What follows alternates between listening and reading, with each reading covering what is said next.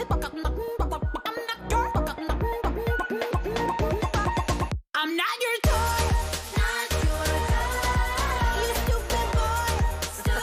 on vient d'entendre la gagnante israélienne de l'année dernière. Bonjour Anissa, ça va? Bonjour, très bien et vous? Bon, parfait. D'autant que vous allez nous parler d'une télé-réalité qui m'intrigue beaucoup. Assez proche d'ailleurs du film un peu science-fiction, hein, plus que d'ailleurs que d'un concours de chansons. Oui, ça relève un petit peu de la science-fiction. Et puis surtout, c'est une télé-réalité qui a fait beaucoup parler d'elle et qui a fait couler beaucoup d'encre cette année en Israël. Pourquoi? Parce que la chaîne a annoncé cette émission un an avant de la mettre à l'antenne. La chaîne en question, déjà, n'est pas n'importe quelle chaîne, c'est la chaîne 12. En Israël, c'est une chaîne privée qui est très prisée et très regardée, et surtout déjà productrice de très grosses émissions à succès.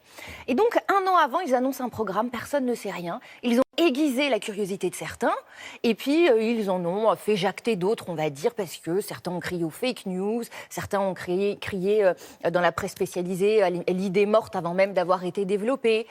Quoi qu'il en soit, et après beaucoup d'articles, un an après, le titre est enfin annoncé, 2025.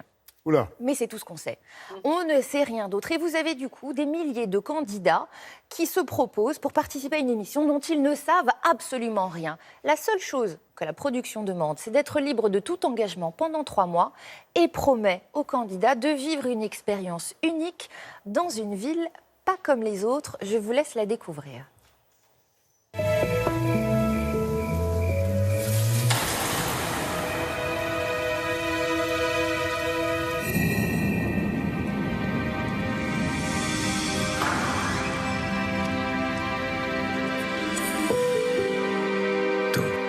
נראה שהכל מוכן.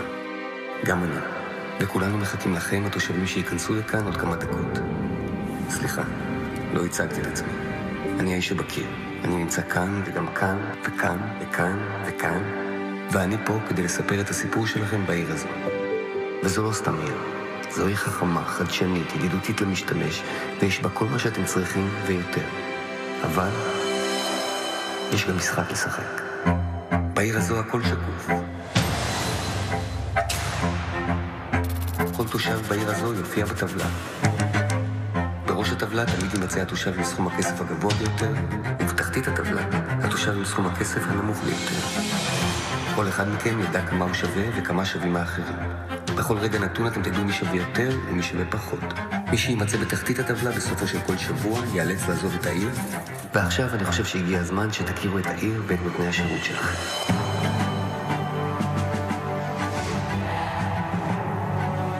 אזרחים יקרים, תושבים שבדרך, נעים מאוד, מר בלק, ראש העיר שלכם. הרשו לי לברך אתכם לרגל כניסתכם לעיר החכמה ביותר בעולם.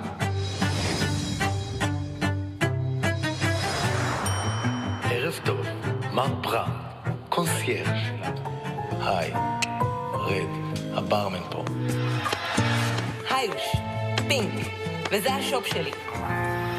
Société et ville très très moderne dans laquelle il faut et on peut gagner beaucoup d'argent quand même. Eh ben, c'est tout l'objectif parce que dans cette ville entièrement robotisée, il faut quand même vivre. Vous avez vu, il y a des commerces, il y a des bars, il y a des restaurants.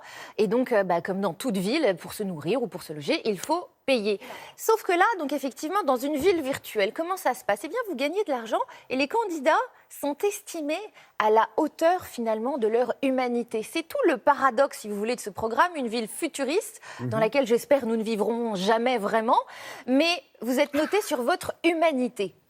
Oui, votre surtout qu'on voit des gentillesse. visages un peu froids, hein, Béatrice. Bah, ce sont des robots. C'est curieux, Alors, ce sont oui. des robots qui sont parfaitement programmés, hein, évidemment, qui De l'humanité répondent. au milieu des robots, c'est compliqué. C'est très futuriste, c'est de la science-fiction quasiment. Et ils gagnent de l'argent, donc c'est le public qui va décider combien est-ce que les candidats vont recevoir par semaine.